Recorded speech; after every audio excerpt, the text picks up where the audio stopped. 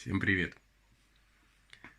Вы знаете, что врожденных у нас всего два страха. Два.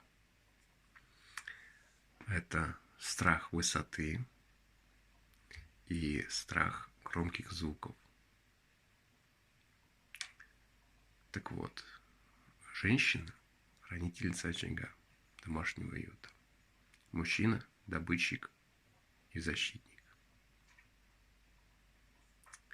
И некоторые девушки жалуются. Вот мой, там туда-сюда, храпит, спать не дает. Девушки милые, это не просто храп. Мужчина должен защищать вас 24 часа, 7 дней в неделю, 365 дней в году и так далее и тому подобное. Так вот, храп – это изначально отпугивание посторонних в вашем жилище.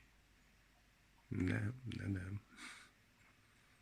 Всем удачи и хорошего настроения.